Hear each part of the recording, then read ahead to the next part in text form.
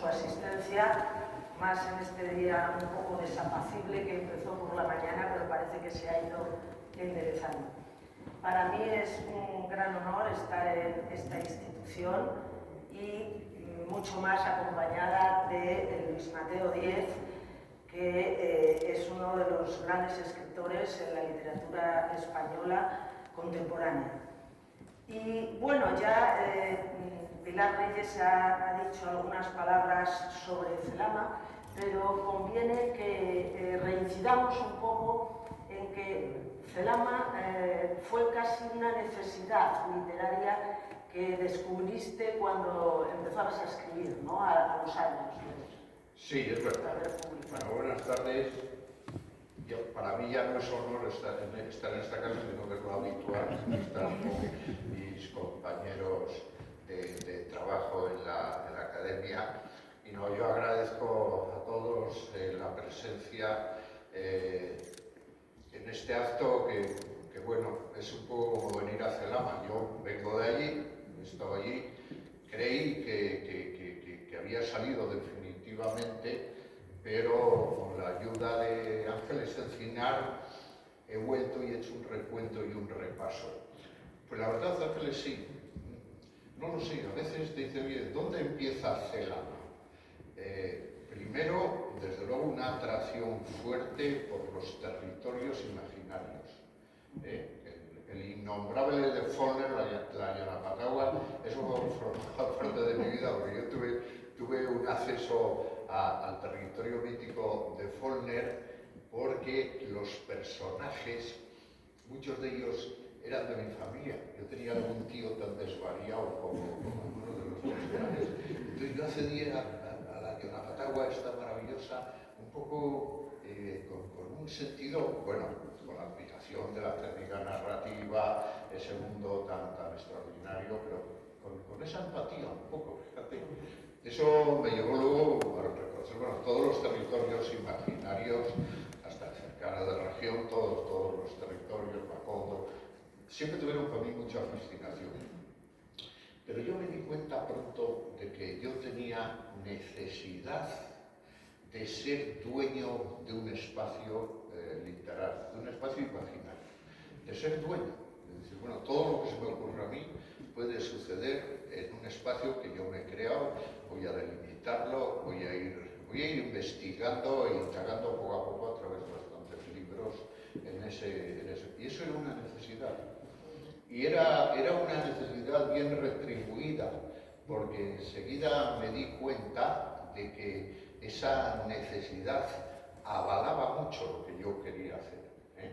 Y como tal vez tenía que ver un poco con la personalidad de alguien como yo, que soy, siguiendo las instrucciones de mi padre, discreto, comedido y con sentido común. Y con un desorden en mi vida absoluto. Un desorden de esos que, bueno, en fin, la gente que ha convivido conmigo ha sufrido y me parece siempre tengo esa fama. Claro, un territorio imaginario en una imaginación literaria, al ser desordenada, un poco desorbitada, ayuda. Entonces yo pensé que ese territorio podía ser una provincia imaginaria que tenía un poco el referente de la provincia que yo había vivido, pero no, tampoco el anclaje puramente sociológico en eso, ¿no? Pero bueno, eso a mí me ayudó mucho porque yo encontré una referencia en Elías Canetti que me gustó mucho, que tiene un libro maravilloso que se titula La provincia del hombre. Entonces, esa mirada de la provincia del hombre a mí me daba pistas, me hacía ir saliendo del desorden. En esa provincia están todas mis ciudades de sombra, todo lo que escribo está en alguna de esas estrambóticas ciudades, un poco fantasmagóricas, y en el suroeste de esa provincia está Celama. Y Celama, bueno, ahora hablaremos un poco de ella, pues Celama irradia. Muchas de las cosas de Celama se irradian en las otras ciudades, o sea que no es que la provincia se mire en Celama, sino que Celama expande muchas maneras de ser, de entender la vida. Entonces, de esa necesidad nació Celama. Sí, en ese territorio imaginario que tú has ido construyendo en todas tus novelas, las ciudades de sombra, como has mencionado, surge ya Celama en el año 1996, con la primera novela que forma la trilogía El reino de Celama. Y ya cuando comienzas esa novela hablas algo de que Celama es un hallazgo y un punto de llegada en tu escritura, que se va desarrollando con la segunda novela, La ruina del cielo, y la última, El oscurecer, ¿no? Pero ya es un punto de llegada de toda tu narrativa, ¿no? Importante, que hay una inflexión después, ¿no? Sí, todo eso porque como soy un escritor prolífico, y ya lo digo mucho esto de que escribo más que nadie, o sea, soy prolífico. Esto me ha costado reconocerlo, porque es un poco vergonzante. Es decir, oye, tú escribes otra más de Mateo, pero bueno, ¿qué es eso? Entonces sí, el hecho de ser prolífico quiere decir que eres abundante. No es ningún aval de nada, como bien sabemos, yo soy el primero que lo sé, o sea que yo siempre digo algo que mi amigo Longares me dice, no lo debes de decir en público, pero yo lo digo por contradecir a Longares. Yo digo que mi obra crece tanto que el día que me vaya al más allá, a la nada maravillosa, yo tengo unas ganas de aterrizar en la nada, porque la nada es un sitio, yo lo he percibido, fíjate, es un sitio absolutamente apacible, donde allí nadie te vigila, nadie te mira, y como su propio nombre dice, no hay nada. Entonces, bueno, esta vicisitud en ese camino, bueno, tengo la infeliz circunstancia de que el día que me vaya allí voy a dejar más obra que la que he publicado. Pero como tengo unos editores maravillosos, y Pilar ha dicho que yo llevo con los ahora 40 años, y dentro de 40 seguirán teniendo, diciendo, otra de Pesado de Mateo, pero este hombre no había fallecido. Dice, no, pero ¿para qué me escribe desde el más allá? Está haciendo una vertiente de la novela más comprometida, que son ficciones sobrenaturales.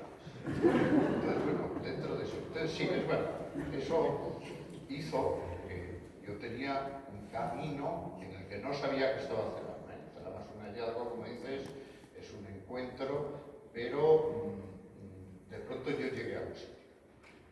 Dictado por la necesidad, desde luego, y ese sitio, claro, marcaba un punto de llegada. Yo estoy llegado a un sitio. Entonces, lo que hay hasta llegar a Celama son las novelas y los relatos que jalonan un camino para llegar ahí. Claro, eso tiene no solo la vertiente de la invención, a partir de ahí empieza esa provincia y se abre eso. Aunque había una novela que la anunciaba, que es Las estaciones provinciales. En las estaciones provinciales, es verdad, anunciaba algo de las ciudades de sombra y eso. Pero ese es un camino, diríamos, de la imaginación, como reitero, la necesidad de la imaginación dentro de aquello que decía Henry James, de que escribir es descubrir, es un constante impulso de inquietud que no te deja vivir, porque es la parte sustancial de tu vida, la obsesión. Y ahí yo llegaba también en un viaje de depuración. La depuración era en cómo iba delimitando y conociendo a los seres humanos que habitaban mi imaginación, que iban surgiendo, a los personajes, porque yo tengo una sobrecarga de personajes, siempre he estado perseguido por mis personajes. Hubo un tiempo en que yo decía que vivían conmigo. Entonces alguien dijo, pero ¿cómo van a vivir todos estos contigo? ¿Qué tienes? Un piso de estos, un almacén. Y no, pero es verdad, ha habido siempre muchos personajes que me han acompañado. Y había una depuración en ver cómo eran, a qué tipo, a qué variante de la condición humana pertenecían, sus manías, sus obsesiones, sus secretos, todas esas cosas. Y luego lo que había era una depuración de escritura. Porque yo creo que son dos sustancias. O sea, si Celama tiene algún interés, cosa que dudo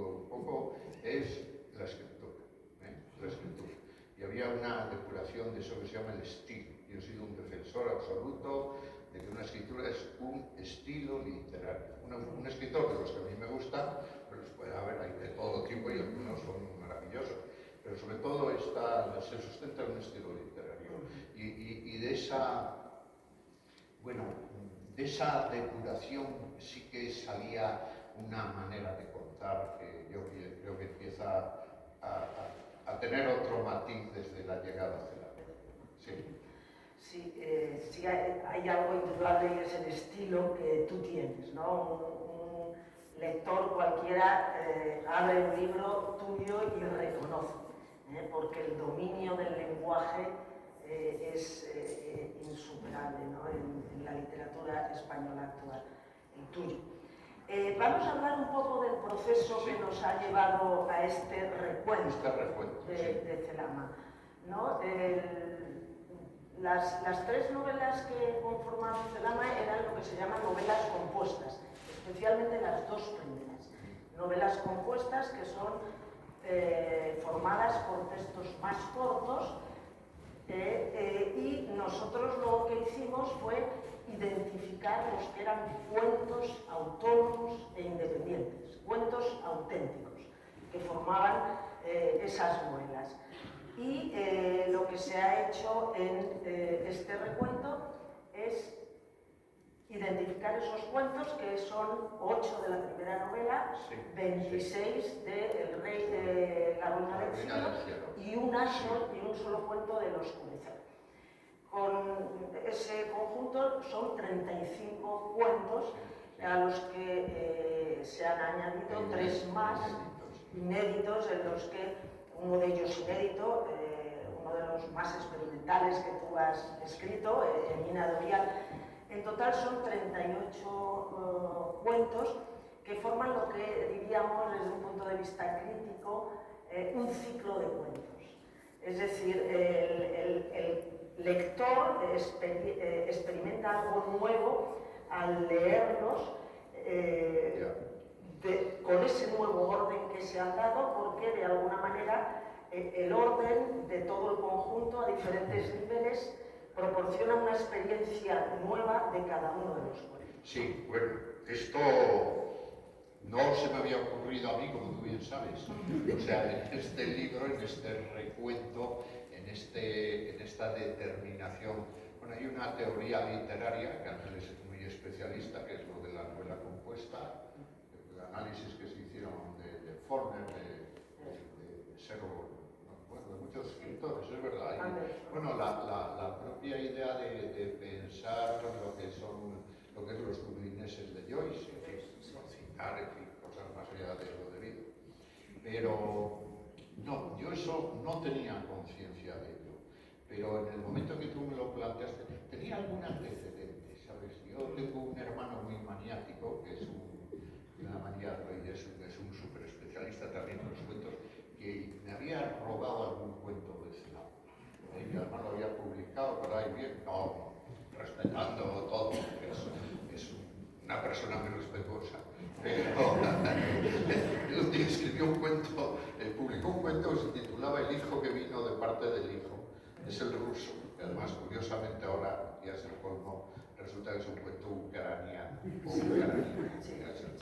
Pero bueno, es verdad, hay una sugerencia por tu parte, Ángeles, y yo tomo conciencia de ello y veo que sí, y además tiene sentido, porque el reino de Celama, todo Celama está hecho con muchas voces. Es verdad, es una escritura que atiene muchas voces. Creo que en La Ruina del Cielo, algún estudioso contabilizador me dijo que había 400 personajes, pero me asustó un poco, bueno, no sé, algunos estarán de paso.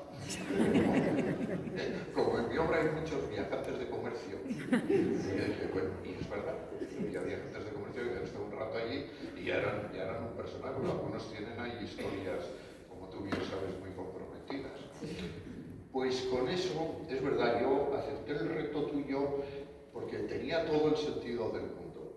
Y entonces el recuento era volver a Celama, hacer una evaluación de todo lo que había allí y ver que más allá de la trama general que tiene el reino completo y las tres novelas y las voces, diríamos, de quien cuenta y demás, había muchas cosas, sí. Y bueno, muchos eran cuentos, claro, según tú determinabas, bueno, había cuentos canónicos. Sí, sí, sí. Esto lo cojo de aquí, que esto es un cuento, estas son historias, y me interesó mucho la experiencia, porque yo Celama la tenía un poco olvidada, no lo sé, era para mí, como pertenecía a esa transición de mi obra, y había un punto de llegada es siempre un punto de partida, y es la mejor estación a la que llegas, es la mejor para seguir a la siguiente y olvidarte de atrás. Bueno, yo decía, bueno, esto es un mundo cerrado, pues ahí quedó, qué bien, qué gusto, nada más.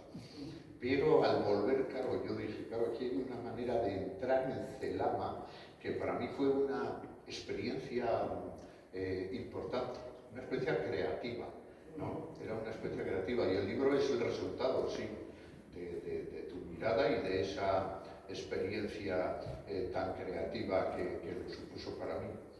Tanto que, bueno, yo recogía los cuentos están recontados, respetando lo que eran, ¿no? Pero bueno, era también succionar esas historias y esos cuentos de donde estaban depositados y darles la individualidad que tenían para luego ordenarlos. Luego el orden que hay es muy importante porque el orden que tienen esas historias a las que se le busca una afinidad simbólica o una afinidad de ese tipo, al final hay un poco como de antropología literaria. Ese mundo de Celama que tiene unas características como todos los mundos imaginarios, todos estos territorios, tienen una geología, unos paisajes, unas cosmogonías, tantas cosas que las hay, sí que las hay en Celama, pero bueno, están ahí en el reino. Pero lo que sí había con eso era la posibilidad de abrir un camino distinto. Y claro, yo lo vi enseguida, y por eso el libro empieza con un texto inédito que se titula Viaje a Celama, y esa era la disposición que yo tenía. Bueno, esto es la propuesta de un viaje, pero el cuento, que es un cuento un poco ensayístico, hay un poco de teoría dentro del cuento, en fin, sin ser pedante, se lo juro a ustedes, hay cierta naturalidad a la hora de contarlo. Y es como la historia de un viajero que quiere ir a Celama, que podría ser yo, pero no es posible. O sea, coge un autobús, un coche de punto, va en el tren y todo está cerrado. Es como esas películas de Buñuel, donde la gente está dentro y no puede salir. Aquí él está fuera y no puede entrar. Entonces no puede entrar. Y son las vicisitudes del viajero para llegar a Celama, cuando de pronto piensa, que es lo que yo pensé, que, como decía Borges, la auténtica condición del arte es la irrealidad. Y yo lo sabía, pero constataba que Celama es un universo de la irrealidad, o es un mundo de la irrealidad.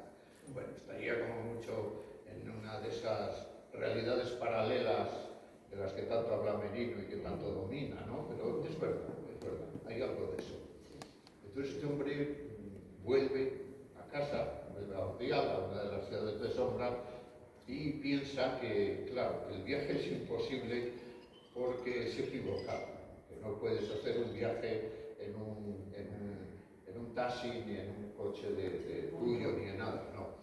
Y lo que él ve que existe como posibilidad de descubrir es lo que destila Celama en las ficciones. Y ahí está lo que viene luego, sí, todos los cuentos, todas las historias, corroboran, espero, eres muy animosa, espero que para los lectores corroboran la dimensión de irrealidad que tiene este mundo, porque hay mucha gente que ahora me ha preguntado, bueno, pues esto de Celama ahora con la España vacía, digo, no me hagas esto, es que no tiene nada que ver. A mí estoy yo muy comprometido, me faltaría más, pero no hay nada testimonial, no hay nada sociológico. Al ser un universo de la palabra, tiene unas esencias simbólicas, estaría más en una tradición kafkiana, no sé por dónde. No hay sociología, porque es un territorio de irrealidad, claro, bueno, donde hay unos seres humanos que se mueven en esa irrealidad, en los sueños, en tantas otras cosas, pero lo que explica el libro, lo que a mí me sirvió para confirmarlo, era eso que yo, de lo que estoy convencido, eso que decía Borges, de que la auténtica es la irrealidad. Y bueno, en la irrealidad vive uno en la ficción, aunque la irrealidad tiene muchos compromisos, especular, eso que operamos con lo real, lo irreal, los sueños, ya. Esto es una manera de, no sé, de acomodarte a algo que te justifique. Y la mejor justificación de un escritor es hacer que la necesidad sea verdadera, que no sea artificiosa. Tienes la necesidad de crear eso y demás. Y ahora nos estás dando unos artificios que, no sé, más que parecen bastante innecesarios. Con lo cual convertiría lo que escribes en inocuo. Pero si sigo divagando de esto, me pongo pesimista. Pues vamos a hablar un poco de las 8 secciones en las que hemos organizado los cuentos, ¿no? Voy a mencionarlos porque los títulos son una preciosidad, ¿no? Corro de infancia, rumbo de los viajes, el rumbo de los viajes, tengo que ir a mis apuntes, ronda de los amores, se me había olvidado la palabra ronda de los amores, señales de muerte y desgracia, hijos y destinos familiares, las edades extremas, fabulario doméstico y deidades, santidades y vaticinios. Así que hay todo un abanico de posibilidades y hemos intentado cohesionar de alguna manera temática todas esas historias, ¿verdad? Aunque lo más importante es que hay una total transversalidad, aunque en algunos casos hemos puesto algún cuento en una sección, ¿no? Podría perfectamente estar en otro porque esa idea transversal de la vivencia de todos los habitantes de Zulama, ¿no? Sí, claro, es una manera de marcar un censo de voces, de vidas, de actitudes y de aventuras personales, ¿no? Porque hay cosas que pertenecen mucho a la intimidad de esos seres un poco peculiares que hay en Celama. Que luego, es verdad, también cuando la gente lee Celama dice, ya, pero bueno, aquí encuentras un poco a tus personajes, ¿no? Estos son los extraviados habituales. Luego, no sé, gente que anda por la vida como con mucha convicción, con una férrea vitalidad y con un sentido un poco estrábico, o sea, sin tener certezas y asumiendo, a veces a duras penas, lo que a mí me parece que conforma esto que llamamos a veces pomposamente la condición humana, que es la fragilidad, ¿no? Lo frágiles que somos, ¿no? Para saber lo frágiles que somos, no tiene que salir un animal como este que nos acaba de salir ahora por ahí de Rusia. No, somos frágiles, o sea, ya si encima te bombardean, te fusilan, te matan, te persiguen, bueno, ya, esto es el polvo. Pero la normalidad de la vida, la fragilidad, es como un camino de incertidumbre, que a la vez tiene una gran fascinación, porque si tú supieras lo que te va a pasar en la vida, todo, tus éxitos, tus errores, tus fiascos y tal, pues sí, yo creo que la vida sería aburrida, pero mal. Yo en eso me gustó mucho una frase, hay una frase de Follner en el inicio de Sartorius que dice algo así como las esquinas todavía por doblar del destino de un hombre. O sea, esas esquinas por doblar es donde está asunto. Bueno, claro, sí, toda esta estructura da un poco panoramas vitales donde se pueden situar esos personajes y lo que les pasa. Y eso tiene algo que ver con esto, que eso me ha gustado mucho hacerlo, porque esto, aunque yo digo que no creo que se pueda hablar en Celama, aunque se puede hacer una revisión, por supuesto, es un mundo campesino, tiene mucho que ver con la desaparición de esas culturas, es verdad, eso está ahí, porque están los símbolos y no es un mundo urbano, entonces si no es urbano, pues es campesino y demás, y tiene esas connotaciones. Pero lo que sí me interesaba, aunque no creo que haya muchos aspectos para atender a una cierta sociología, ni siquiera a una historiografía del territorio, sí, sin embargo, a la esencia del mismo en lo que es la geografía, en lo que es la materia del territorio. Y sí, por ahí la idea de cubrir, de hacer esto que tú dices que al final es como que conforma una cierta armonía simbólica, está en eso, sí, en hacer una cierta antropología literaria, eso sí creo que está ahí. Es importante, sí. La cita que has hecho de Faulkner la ponías en tu novela Camino de Perdición. Es verdad. Esa cita de las 4 esquinas por las que se... Las esquinas todavía por doblar el destino. Es verdad. Es verdad. Vamos a hablar de un elemento constitutivo de toda la narrativa y que es fundamental en Celama, la oralidad. El elemento oral es básico en todas tus obras y aquí lo vemos de una manera muy especial con la polifonía que existe en todo el conjunto, ¿no? Las diferentes voces narradoras. Sí, hombre, yo he contado repetidamente, diríamos, mi adscripción y mi procedencia, ya en lo particular, en lo personal, de un mundo antiguo que yo viví en mi infancia. Yo soy un niño no de la guerra, de posguerra, y bueno, yo viví en un mundo, en mi infancia, en el Valle de la Siana, y era un mundo que tenía mucha presencia de la oralidad, ¿sí? Se mantenía, subsistía la costumbre, eso que Merino ha parecido y hemos reinventado como filantrones postmodernos, que estamos por ahí leyendo nuestros microrelatos, en fin, como forma de entretenimiento, pero eso sí era verdad. Entonces, claro, lo que sí tengo yo, diríamos, en mi formación literaria o en mi sensibilidad verbal, es eso, el valor de la palabra. O sea, la palabra como instrumento para contar, no ya solo para comunicar, para llamarte, en fin, para lo que me decían cuando era niño, porque yo fui un niño llorón, díscolo, muy mala persona.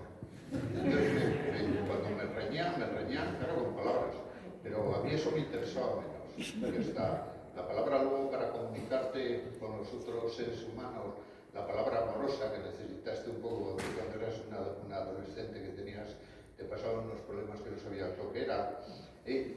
A mí me quedó muy imbuida la palabra que cuenta. No ya, por supuesto, la palabra que dice, pero la palabra que cuenta. Entonces, eso es como el cuento de la vida. Y sí, claro, eso es muy antiguo, está en las tradiciones orales, en este país son muy poderosas, son en toda Europa, y hay una oralidad fascinante que viene de Oriente, y si por tu tierra pasa el Camino de Santiago no es solo el territorio de las estrellas, sino el territorio de las noches externas, del peregrinaje, de lo que se cuenta, de lo que se dice, de lo que se fabula, de la milagrería. Bueno, todo es un batiburrillo enorme. Yo eso lo viví muy intensamente. Y sí, claro, supongo, lo he dicho siempre, que en mi literatura hay un subsuelo de eso. Por eso soy un impenitente contador, ¿no? Y están en mis cuentos, en mis novelas y demás. Y eso sí, tiene mucho que ver con las voces, también con las voces, porque es curioso, lo que te queda de los filantones, de todas esas reuniones vecinales, socializadoras, que cubren todo el norte europeo, bueno, y que rememoran los grandes escritores rusos, y todo esto no tiene nada que ver con una costumbre local de no se sabe qué, ¿no? Tiene mucho que ver con un aprendizaje verbal. Tuve la suerte, además, de tener en la cercanía familiar a mi padre, que era un hombre de la palabra, ¿sabes? Era un hombre que todo lo nombraba y todo lo sabía. Era un almacén de palabras y a los hijos nos enseñó eso como un elemento de necesidad verbal. Siempre, además, hay una cosa que yo digo que es una asunto de aprendizaje fundamental, que es decir, cuando veas una palabra y no sabes lo que es, busca el diccionario, pero luego vienes aquí a la Santa Casa y dices, hombre, claro, pero es que es crucial el aprendizaje en la infancia. Es decir, si tú oyes una palabra y no sabes lo que es, búscala en el diccionario y haz otra cosa, y escríbela, busca la definición y eso fija mucho. Bueno, total, este fondo de oralidad yo creo que me marca mucho. Y luego con un elemento que para mí es muy importante, porque claro, todo esto de las tradiciones orales parece que remiten a un mundo antiguo, que duda cabe. Esto duró, se ha ido perdiendo y en fin, los medios de comunicación hoy día son otros y el progreso es el progreso y yo estoy al pie de lo último que pase en el progreso, aunque mi tecnología manual es... Tengo que tener a alguien que me ampare un poco. Tengo a mi hijo Jaime, que es el que me tiene que decir, has metido la pata aquí, esto no sabes dónde está, esta novela que la tienes en el ordenador la has perdido, en fin, asuntos de ese tipo. Pero sí que es verdad, también te das cuenta de que el poder de la oralidad, que tiene como materia los cuentos, las leyendas, las cosmogonías, todas las grandes tradiciones, en fin, de Sherezade y toda la gran familia, desde la mirada más lejana de lo que puede ser un pueblo en un valle perdido, en un tiempo tan perdido como los años 40, fíjate a dónde te remites, donde tu infancia, yo lo he dicho y es una exageración, pero no es mentira. Yo viví una infancia más parecida a la de un niño de la Edad Media que a la de un niño de mis nietos. Bueno, las cosas, el asunto que tenías entre manos, ¿no? Sí, tanto que, por ejemplo, aprendí a escribir con pizarra y pizarrín, o sea que era marcando la piedra, lo que era una pizarra, las pizarras aquellas. Bueno, eso no estás hablando de nada. Pero luego tenía algo que a mí eso me ha, bueno, diríamos que me ha interesado mucho, es ver cómo toda esa tradición oral remota y que puede dar pie a una mirada costumbrista, pero no tiene por qué, es una ventana al mundo total, porque el mundo de la ficción es absolutamente universal. Yo lo he contado 20.000 veces, pero va una más. Recuerdo que la leyenda que a mí más me impresionaba en mi pueblo y en esas reuniones en las que se contaban las leyendas era la leyenda de la niña perdida en el monte, violada y desaparecida, y que luego la familia clama al más allá para pedir alguna señal de dónde está esa niña perdida, violada y desaparecida. Y ella llevaba un collar de corales y la respuesta que obtienen los padres es que de pronto todas las fuentes de Babia manan corales. Bueno, eso era una leyenda muy bonita, muy inquietante y tal. Cuando yo era un jovenzuelo progre, en aquellos años que andábamos por ahí un poco desnortados, yo recuerdo de un amigo que dijo, oye Mateo, vamos a ver una película que hay un cineasta sueco, yo era ya un cinéfilo perdido, como un cineasta sueco, que no lo conozco, sí, hombre, Bergman. Yo, pues me suena. Hoy fuimos a ver aquella película y era la leyenda mía. Era la leyenda de la niña perdida y demás. Era el manantial de la paz. Bueno, eso era una confirmación de que desde aquella lejanía y aquel remoto lugar de tradiciones populares, oralidad y conciencia vecinal, pues estabas muy cerca de hitos de la imaginación que eran universales. Sí. Y eso se ve mucho en alguno de los cuentos, ¿no? Hay una tradición de cuentos fantásticos, hay alguno, El niño de la nieve, por ejemplo, o de cuentos maravillosos como, por ejemplo, Los avisos, todo eso, esa tradición legendaria del cuento también está presente. Pero vamos a hablar de otro tema. Y es el humor, ¿no? Tú siempre te preocupas por indagar en la fragilidad del ser humano, en la condición del ser humano hoy en día, pero por muy pesimista que sea la visión, siempre hay un humor extraordinario en tus obras. Uno se ríe realmente. Hay el humor que puede ser impresionista o expresionista, paródico, esperpéntico, la influencia de Valle Inclán se ve, de los grandes autores nuestros, y también de la literatura kafkiana, de la literatura del absurdo, ¿no? Y el humor brilla en todas. Por ejemplo, el humor termina el cuento que cierra el volumen, El fin del mundo. Una situación que podría parecer terrible se convierte totalmente en una situación paródica, esperpéntica, ¿no? Y uno se... Sí, no, ya.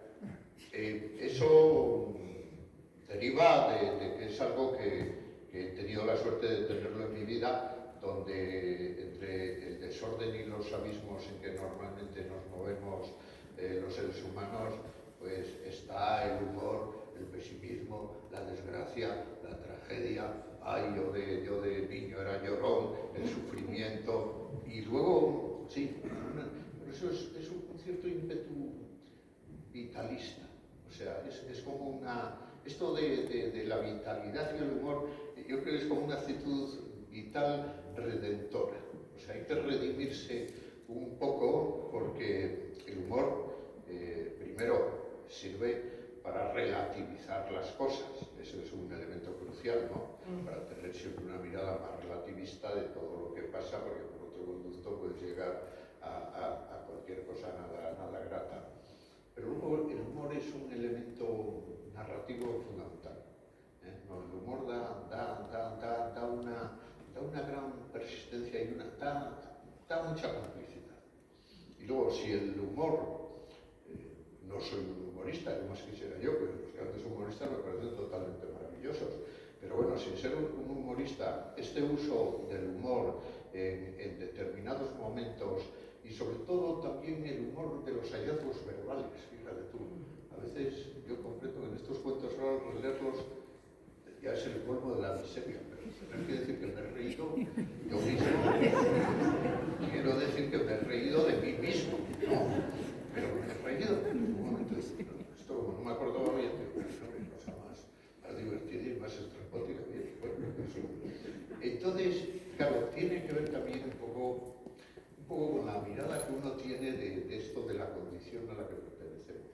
Porque yo sí que creo que tiene un sentido tragicómico, ¿no? Entonces, la versión de lo tragicómico, estas referencias tan delimitadas y tan discordantes y a la vez tan concordantes, hace que no sé por qué la mayoría de mis historias, y están en los cuentos de Flama en la mayoría, se nota eso, ¿no? Hay siempre un punto de deriva, perdición, extraviados, seres extraviados. Un uso es verdad lo que dices, que más quisiera yo que llegara a eso, un uso estético de esas cosas y hasta un uso hasta moral, ¿no? Que tiene que ver con asuntos muy expresionistas, impresionistas. No el humor negro, a mí el humor negro me gusta mucho, pero no lo uso nunca. Pero el humor seco de la literatura del absurdo me parece... Yo recuerdo, no sé cuál fue una representación, y yo digo, pero bueno, ¿cómo pude ver yo aquello? No sé, una representación de Beckett, no de Esperanza Godoy, fue de otra obra, que bueno, la gente se moría de risa, es que aquello tenía un punto límite, que se ve que la representación estaba muy bien hecha y tocaba esa cosa un poco esencial de un cierto humor del absurdo que te sacude mucho. Y no, sí, es que el humor pues te sana un poco de tantos males y sobre todo es que es muy bueno, si sabes usarlo, cuando te sale con naturalidad. O sea que también lo malo, yo creo que lo malo de las invenciones y lo malo de la ficción, seas barroco o seas alguien que tiene un estilo seco, delgado, preciso, ¿no? Hay estilos que marcan, no sé, un punto muy sugestivo, yo qué sé, las últimas historias de Sole Puertodas y hay eso, hay algo. Eso está en la escritura.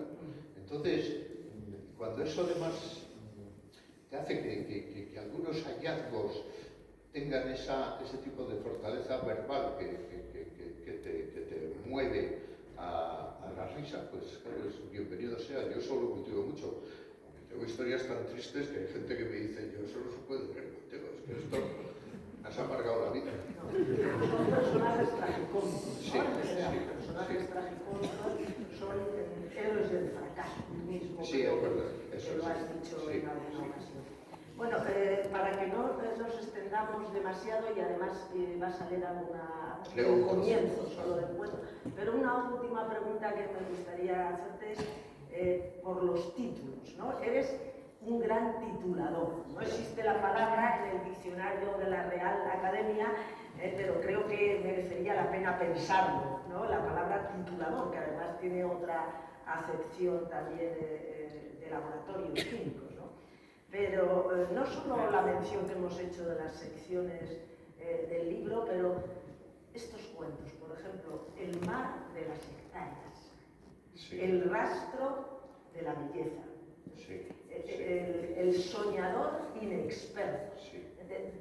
¿Cómo pones los títulos a todos estos cuentos? Porque lógicamente para este libro se han titulado todos, antes eran capítulos, verdad, entonces no solamente se han revisado, recontado, porque has hecho cambios, pero a cada uno de ellos les has dado un título. Y el título realmente es simbólico, ¿no? de aventuras, de las vicisitudes del personaje, o de lo que no se dice, tan especial en el cuento.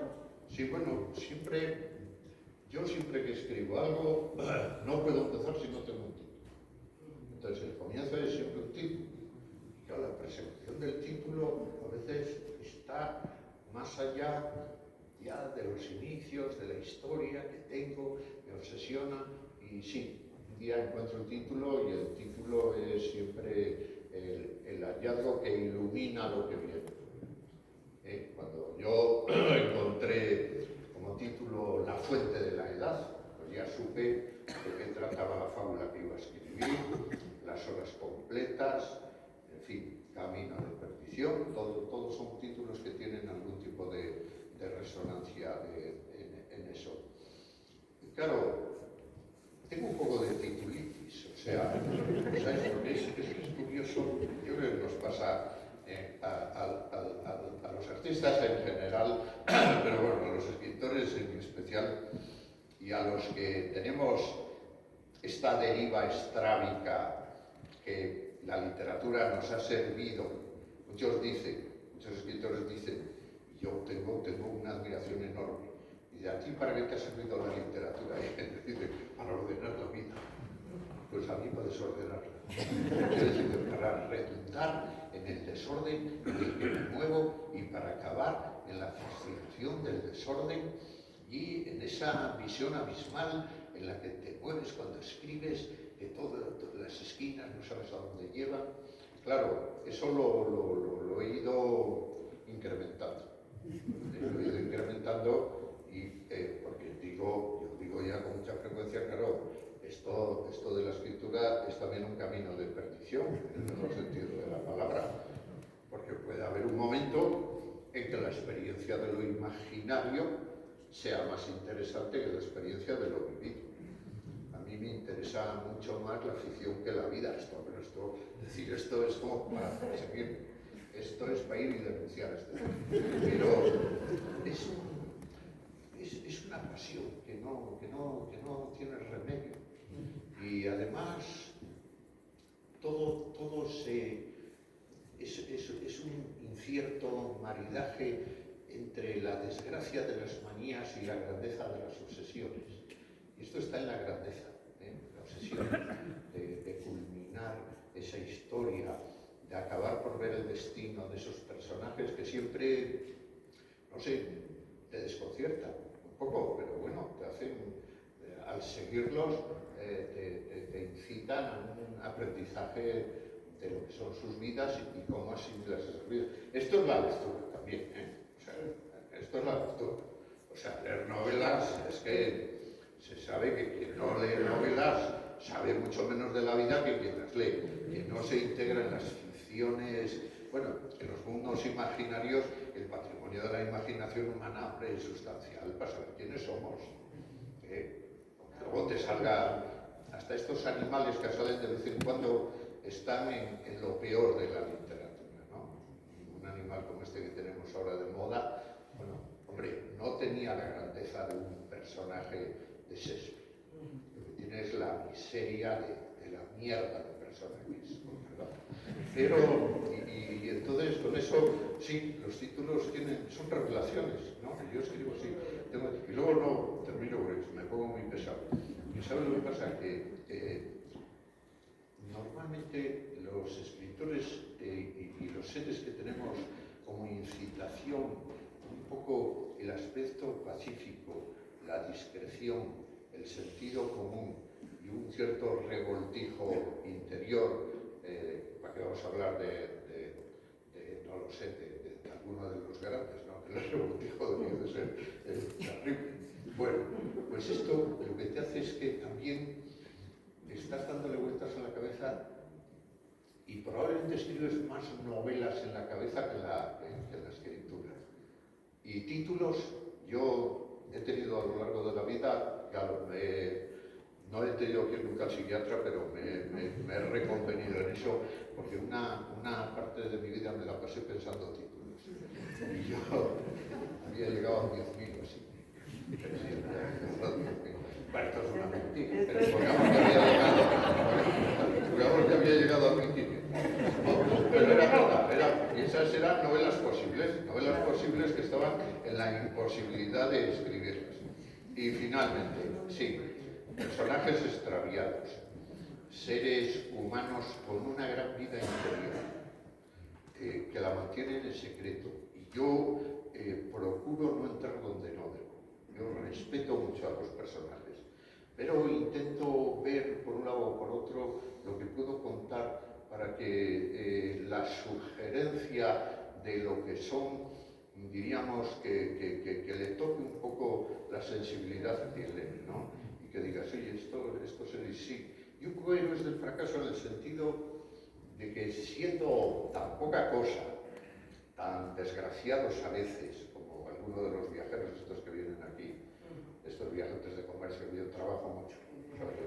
A mí esta es la última anécdota que cuento. Hay mucho viajante de comercio en mis novelas, porque era para mí un poco el contraste entre la grandeza del viajero y lo que era la laboriosidad del viajante. Los viajeros, ¿sabes? Andan por ahí enaltecidos de no sé cuántas cosas, y los viajantes están en el día a día. Yo había escrito una novela que me había contado con muchísima admiración del mundo de los viajantes, que era Camino de Perdición, y una vez en Barcelona estaba yo en un rollo y un día me metí en un ascensor, es que son las cosas que me han pasado en la vida, me metí en un ascensor en un hotel ahí, no sé a qué habíamos ido, una cosa de mucha ínfula. Yo bajaba al ascensor, en el ascensor había un señor, con la pinta me miró a mí y me dijo, ¿usted es Luis Mateo Díez? Digo, pues sí, señor. El autor de Camino de Perdición. Pues sí, señor. Dice, es una obra maestra, pero no tiene usted ni puta idea de lo que es un viajante de comercio.